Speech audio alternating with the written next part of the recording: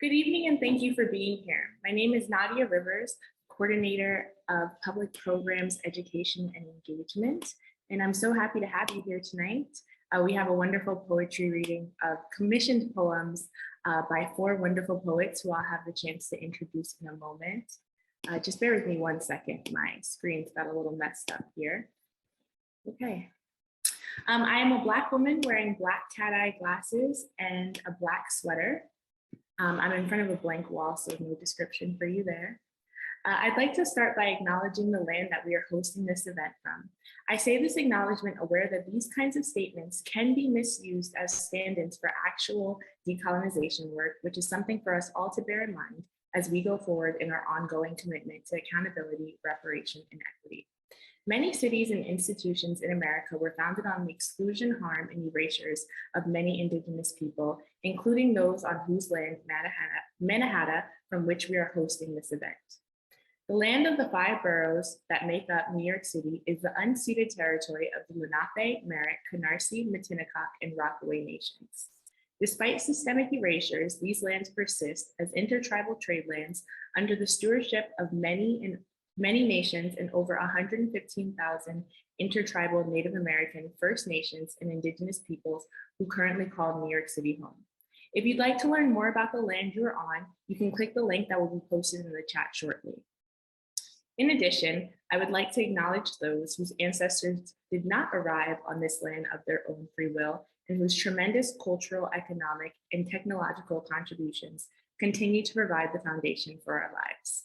I'd like to welcome our sign language interpreters from Pro Bono ASL, Zena and Ashley. Thank you so much for being here. If you would like to enable closed captioning, is in the lower right-hand corner of your screen. You can hit the CC button and you should have automated captions.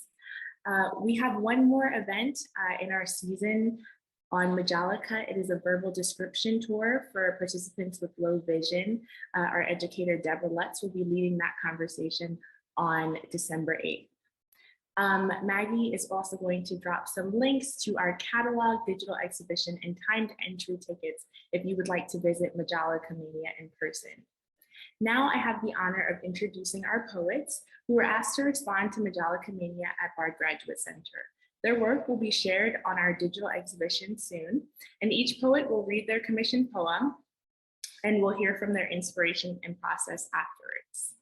Shandi Henry Smith is an artist and writer working primarily in poetry, photography, performance, and publishing, engaging in Black experimentalisms and collaborative practices across and against disciplines. Wayne Custenbaum is a poet, critic, novelist, artist, performer, and has published 21 books. Sally Wenmao is the author of 2 collections of poetry, Oculus, and a finalist for the Los Angeles Times Book Prize and Mad Honey Symposium. Stacy Szymaszek is the author of Books Emptied of All Ships, Hyperglossia, Heart Island, and Journal of Ugly Sights and Other Journals. To read all of our speakers' bios, you can click the link that we're going to drop in the chat soon. So I'll now hand the mic over to Wayne Koestenbaum, our first poet. Thank you. Thank you, Nadia, for that introduction. The poem I wrote is a little on the long side, so I apologize for that. It's also maybe a little essayistic. I decided that I would just address I didn't know what to say at first, all this lovely stuff, so distant from me. So I thought I'll just address Majolica as one addresses in an ode a Grecian urn. So this is called Ode to Majolica. The rotundity of tea, when poured from Majolica, corrects the august incompetence of the hand, mine, pouring tea. I'm afraid to touch Wedgwood's unshiny surface, lest my fingers grow dusty with inverse cooties. If I were to have licked you, I might have died of lead poisoning. Child labor went into your sheen. You will never be fancy enough for queens, although noblesse oblige admits you into palaces. Queen emulators want you to lift their living rooms and quell their tantrums. Has anyone hurled you in a fit across a room or cracked you against a kitchen counter?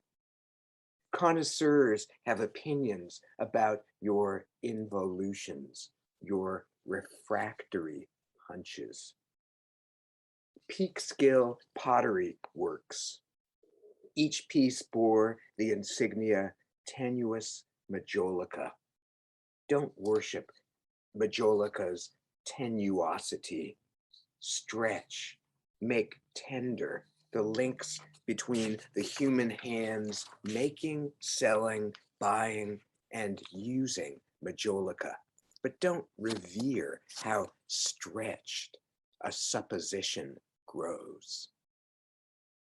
Place myself in a non-worshipful relationship to Majolica, and in this void of failed God, felled God, foiled God, foul God, thrust onto the powder room jardiniere throne any fake deity who knocks. Léon Arnoux, behold your firm's handwritten recipe for Majolica glaze.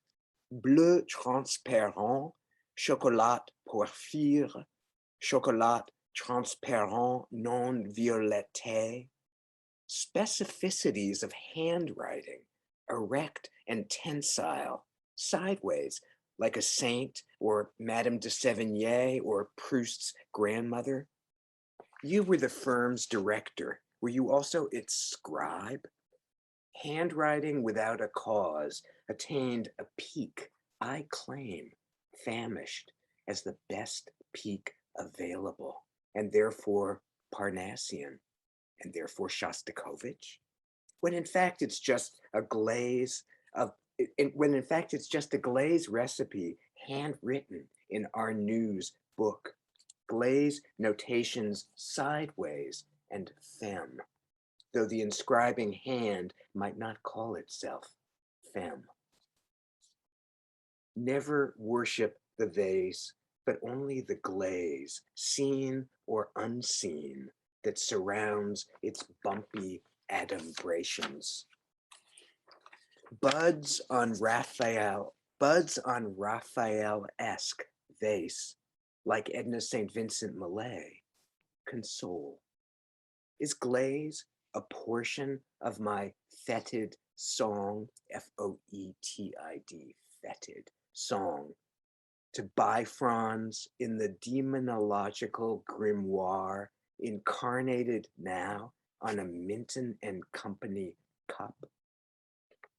Minton Majolica, you are mitten drinnen today. In mitten drinnen, a Yiddish phrase my mother inherited.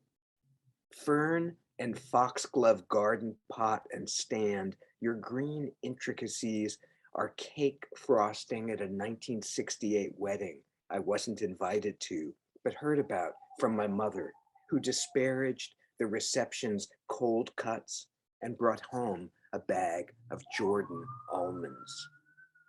I continue to ride between souvenir and disparagement. And to the same purpose, this refinement as my disparagement of it? Can disparagement be sliced like a roll of vitello tonato served cold? The knife cuts evenly through embroidered curlicues of veal, slathered with mayonnaise and tuna, capers and parsley, anchovies and vinegar on a Minton dish with portrait of Queen Victoria I hook myself into. That's how preposterously far my assertions are. Why insist that direct address be erotic?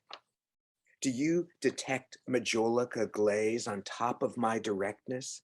Or is addressing you an evasive gavotte?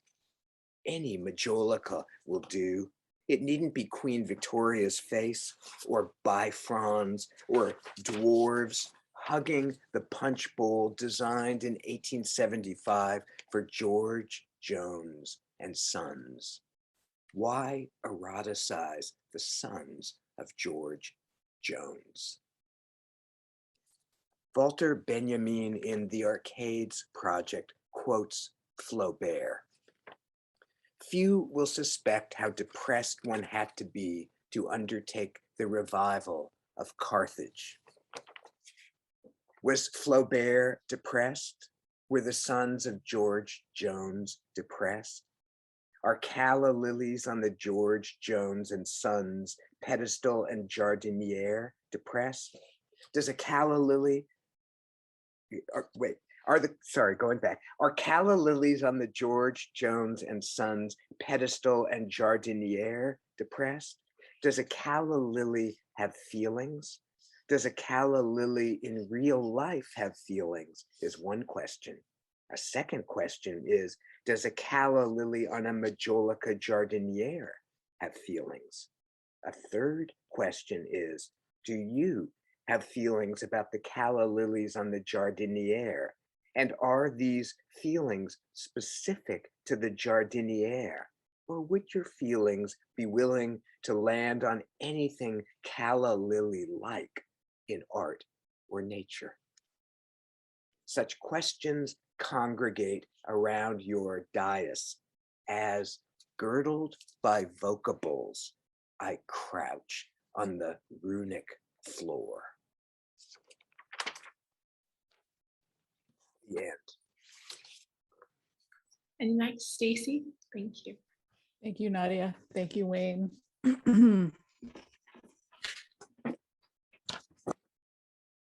My poem was written in response to snake handles, snake imagery, serpent imagery in Majolica, particularly the piece with the vulture who appears to be attacking a live snake. That's it. Yeah. Okay. And I'm looking forward to talking more about it afterwards. The Serpent.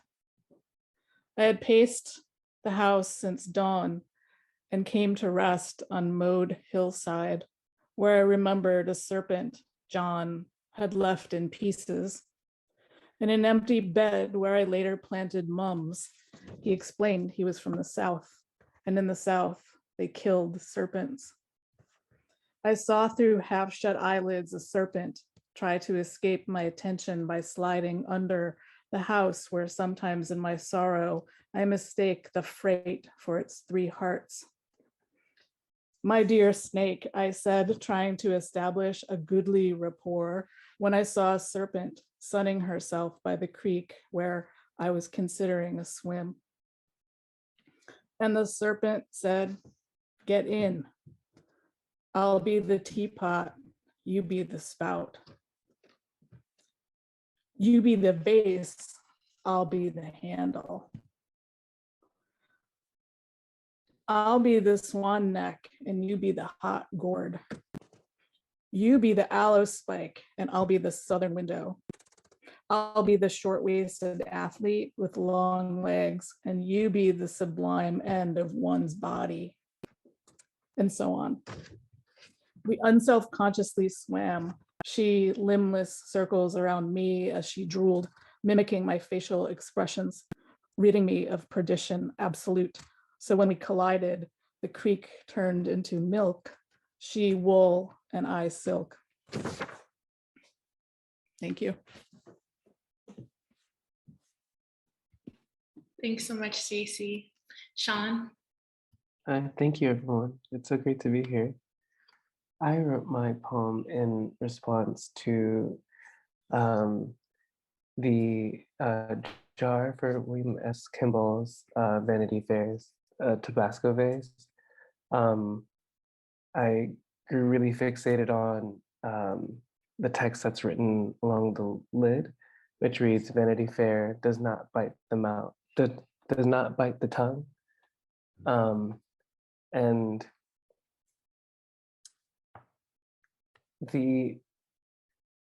it just gave me a sense of rhythm to play with, and yeah, I'll read what it wrote. Vanity Fair does not bite the tongue. Draw no ornate blood, bringing false marsh to mantle, unnatural home made further so, in efforted trend, poisons in class divisions, where craft and desire diverge, cloning frogs, tongueless link limbs upright, face away the night sky, reeds upon their backs, inventing labor of leisure for some, death for others, bluing evening, yet mouth drips the jar, colorful, nascent in haste, nauseous, chromolithographic, or leaden glaze renamed amphibian, decoratives, oh yes, from the catalogs, have you seen, my dear, all the memories we could buy? Vanity Fair does not bite the tongue, instead licks wet against new consumptive patterns, salivating for tomorrow. Thank you. Thank you so much, Sean. And Sally. Hi. Thank you for having me. I found it, I got to wander around the exhibition a few months ago and it was very stunning. This poem is called On Majolica. Queen Victoria loved her pugs. Spitz and Spaniel couldn't compare. The Chinese dogs were imported, bred breathless and wheezing, snorting with terror-struck bells for eyes. No wonder why so many were shaped, painted, and baked in a kiln, reproduced by Minton and Co., inventor of Majolica, that soft-bodied ceramic. Whatever the queen loved, the public loved too. She had other pets, to be sure. An African gray parrot, a Shetland pony, a Persian goat, all servile creatures she coddled and punished. Victorian England settled on imperial obsessions. Majolica garden seat, shape number 589. A monkey holds a cushion up, inviting its owner to sit. A three-dimensional trompe-l'oeil, a nod to Darwin's theories. To conquer is to popularize the image and testify that an animal begs for its own conquest. The trouble with tropics and so much frond is that the sun bronzes skin and breeds the basest urges, said the denizens of temperate climes whose lives were neutered by civility and the crown. Nevertheless, a craze emerged from those trinkets. Mad rush to buy ceramic marmosets, soft-bodied pugs. Exotic always sold out fastest. Civil households couldn't get enough. The glassy colored glazes were leaden and heavy metal as paintresses in the factories rouged the cherub's cheeks, swabbed the stork's eye, froze each palm leaf into its stencil. How the paintress sniffed the lead, snuffed the flaws, and all the bright young ladies grew dull and dim, tossed their lives to avoid getting fired. And when the lead paint glazes were fired in the kiln for that signature shine, the Majolica wares emerged benign again, non-toxic to the lips of their buyers. The rich man slurps a real Chesapeake oyster from its decoy twin, carved in pink, as the girl who painted its vulnerable blush died in her sleep of lead poisoning, before she tasted the figs she colored, before she mastered the mixture. 1,000 oysters she painted in a lifetime, but never once touched one with her lips.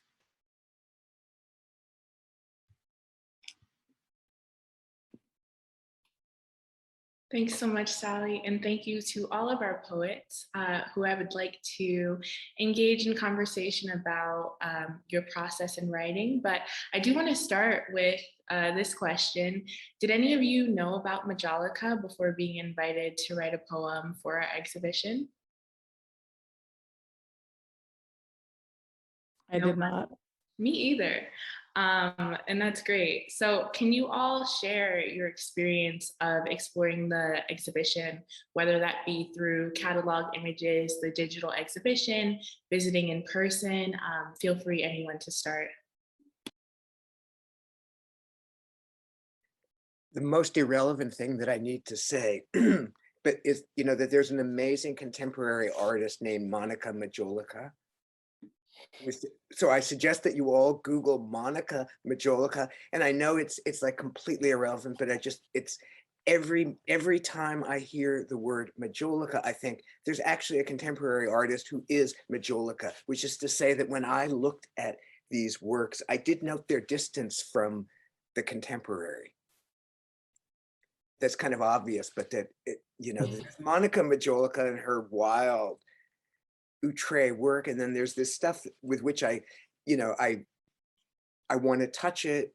It doesn't want to be touched.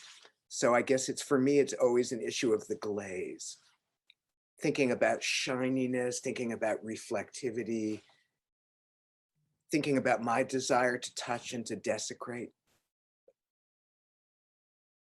Well, yeah, I haven't actually heard of Majolica before, but it was actually kind of fortuitous because I've been writing a lot about porcelain, about the provenance of porcelain, especially Chinese porcelain, blue and white Chinese porcelain, um and the process of like firing the ceramic, glazing and things like that. And so when I visited the exhibition, I found that there was obviously a lot of I guess lineage there in terms of the British um, people who made this Majolica definitely drew some inspiration from Chinese porcelain, and I was mainly interested um, in the colonial, like you could read it in this kind of light where a lot of the Majolica pieces, or some of the pieces that I looked at, um, were were made during a time of like China mania, where everybody, in the middle class or above wanted these decorative objects coming from China, and at the same time, the British were pumping opium into that country, and for like starting opium wars and sacking like the summer palace in Beijing, and stealing, looting all of these like pieces, and then those pieces became like the inspiration for some of these pieces that I saw. And so that provenance, I was really interested in that. Yeah, I hadn't heard of Majolica before being invited to participate in this, and I mostly experienced the exhibition online and read all the material that was sent, and I just looked at everything, and I tried to see like what leapt out at me. And for whatever reason, I think it must have been summer, and I had a run-in with a frog, and so I just started to look for frogs, and that led me to this vase that had this like just very sort of delicious phrase that I wanted to meditate on, and I just kind of just kept playing with it. But yeah, it was kind of amazing just to see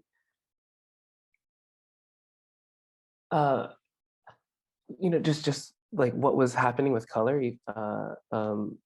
also in some of the print material coming out at that time. That and so, for instance, like chromolithographic printing, which was I guess invented around the same time that Majolica glazes were being used, and how that sort of like brightened the images that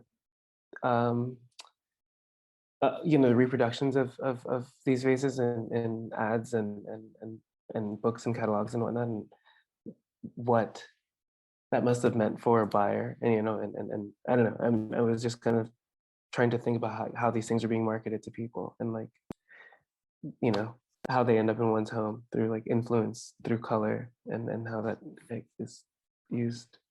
Yeah.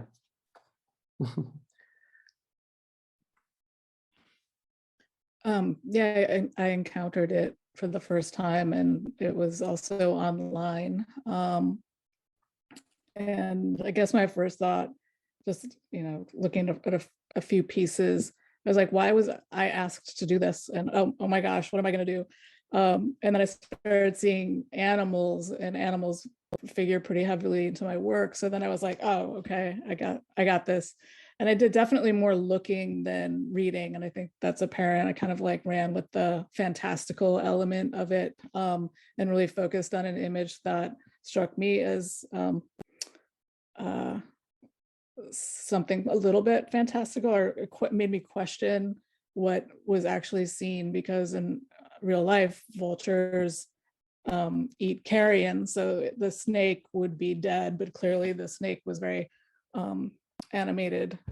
And it seemed like a battle was going on, and you don't really see vultures battling snakes. So I kind of fixated particularly on that, and then started like paying attention to the snake handles on these objects. And yeah, I really, you know, it was kind of a coming together of really just using sight, and paired with, like Sean, you said you had an encounter with a frog, and I had seen like 2 snakes in my yard, and then one at the creek in the same week, and suddenly there were snakes everywhere. And I lived in the desert for 2 years and never saw a snake, and then suddenly I'm in New York, and I'm like, I felt surrounded. In the upper Hudson Valley, you know, beware. I don't think they were poisonous, but there they were. So this came together with also talking to John, who's a real person, who killed a bunch of snakes in my yard. And it all came together. What came together in this poem, which I wrote in one sitting. And I think once I got that kind of Dawn and John rhyme down in the first stanza, it just, I wrote it really, it was like, you know, it just all happened once I got that scheme down. And I knew that I've been really interested lately in rhyming the exact same words together. So I think I used serpent like 10 times. It's a cheap trick, but I think it's pretty effective. Serpent and serpent, you know, sounds great. Thank you all for sharing. Stacy and Sean touched a little bit on nature, and I know nature is really present in both of yours work, and Sean, in your photography as well. And in Majolica, for the Victorians, there was this huge desire to bring nature indoors, which I think is really interesting. In Stacy's example, you have this kind of, we don't see a vulture fighting a snake. And for Sean, we have like these animated kind of Disney-like frogs holding up a vessel. That's what it kind of reminds me of, Cinderella.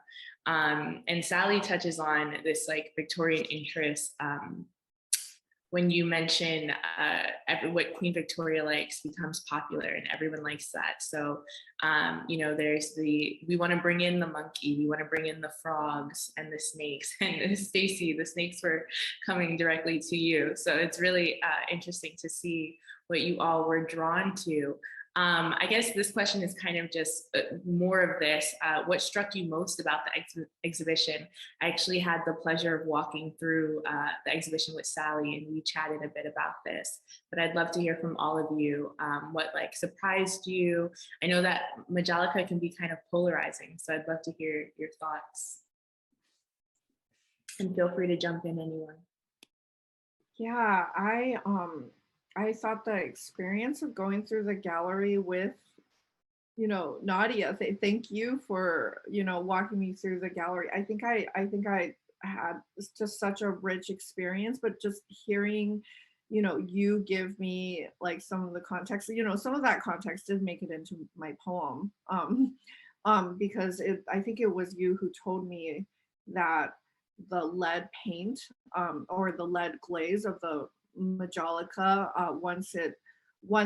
it's like baked in the kiln, and once it, you know, gets shipped to a household, like it's no longer poisonous. And that was something that I learned while, you know, just walking through that gallery with you. I didn't know this, I think, you know, because I was thinking about the lead content of the glazes, and what that meant for the painters who were women and children, in the factories. And one of the things that really struck me, in the exhibition was that piece that was like in the entrance, where it was all these white pieces, and it was sort of like a memorial for those, workers, who, you know, got lead poisoning, and from being exposed to the lead in the glazes.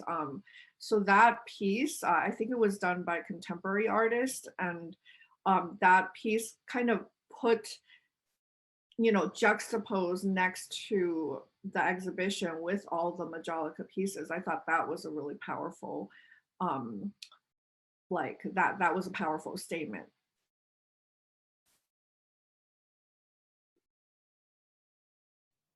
I'm so used to looking at exhibits that are authored, overtly authored by strong personalities, artists, in other words, and that, so I would say generically I have, when it's talking about, when we're confronting the decorative arts, as they're called, there's always a sense of silence and absence because of this effacement of author. And I know that in some ways we want to, sometimes it's good to efface author, but you know, it's not always. And I guess there is a built-in mournfulness, which is always at odds with the physical gorgeousness, and in this case, the physical gorgeousness of the items, their uselessness in some sense, and the stance of any museum goer, but of a connoisseur that we're in a way encouraged to take, which I say in my poem in a way I try to distance myself from my automatic reverence for anything in a vitrine. I have more reverence than anyone I know. I have this kind of over aestheticizing of everything and a reverence that goes with it. And so that also creates a mournfulness and a silence around these pieces that are not ready vessels for my reverence, even if I had it. So I'd say that it's always silence, mournfulness, preciousness, and a physical attractiveness, in a way, a wish to touch, to be touched by these things that are on a high shelf. I'd say one more extraneous thing that I kept on thinking of. Emily Dickinson, in one of her greatest poems, it starts, I could not live with you, it would be life, refers to Sèvres, S-E-V-R-E-S, a kind of Majolica. So the question always was Emily Dickinson's Majolica. And the cup that she has in that poem is a cup, I think, intrinsically shattered and not for regular use. And symbolizing a life that could never, a life of intimacy, a life of direct address that is not going to be hers.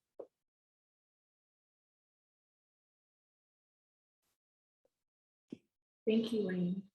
Would anyone else like to share what struck them about Majolica?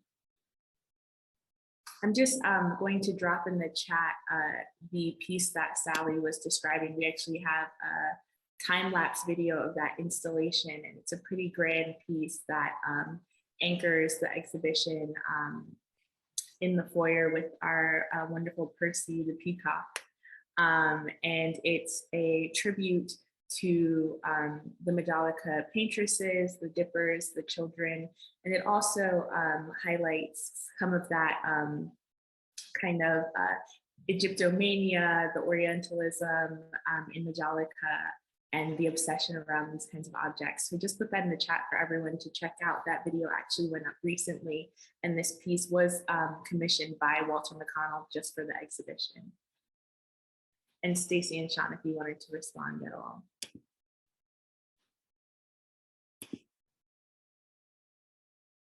And so we can take questions if there are any questions in the chat. I'll give anyone a second if you'd like to ask anything. In the meantime, I just want to jump in and I say how much I love the poems of my co-panelists, and particularly I think Sean and I feel like Sally and I were in a way we were kind of taking seriously, like we were going to think about Majolica, what it was and what it meant. And I envy so much, Stacy and Sean, the playfulness with which you chose, in a way, a single thematic focus and were able to be thoroughly yourselves as poets with the material. Thank you. When listening to you and Sally, I was like, oh, I should have read more. I felt the same way.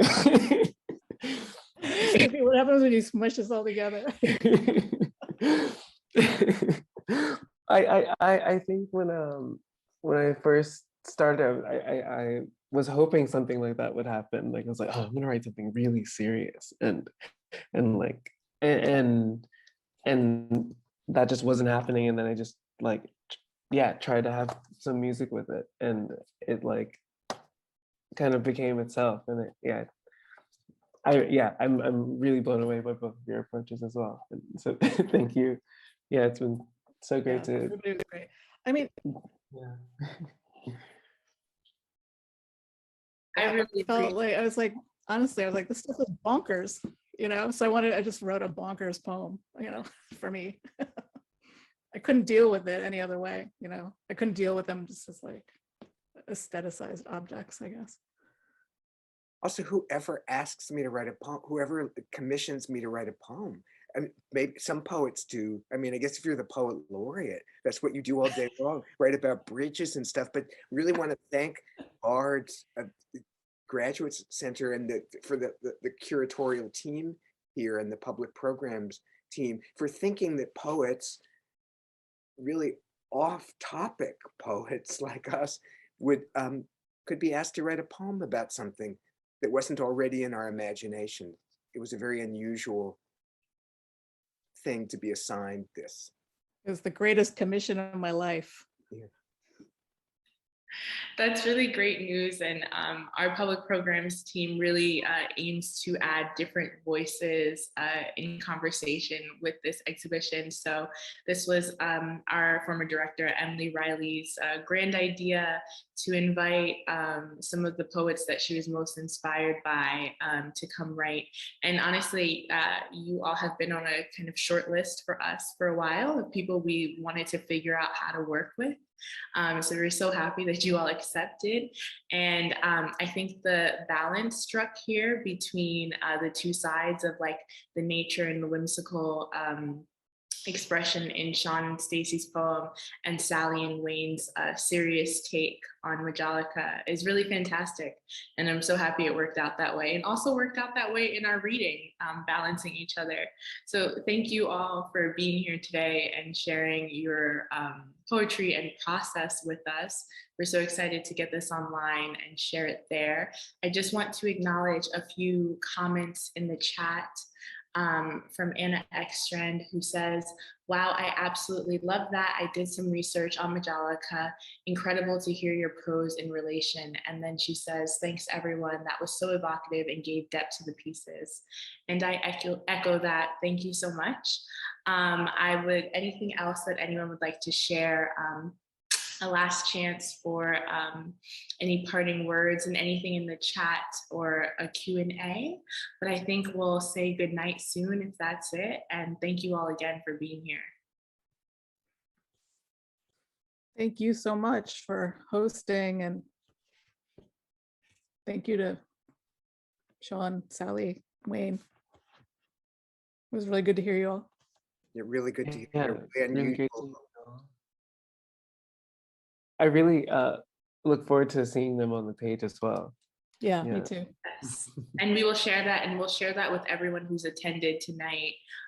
So we'll get the YouTube link in the video page directly to everyone, and likely do a couple posts just of all of our conversations, or an email rather, with all of our conversations about Majolica this fall, which were really fantastic, and some of which are on YouTube already. So thank you so much, everyone, for being here tonight. Another thank you to our fantastic poets. Thank you for partnering with us and agreeing to this kind of tough commission, but seeing it through. Everyone, thank you, and have a fantastic evening. Thank you so Thank you. Bye. Bye.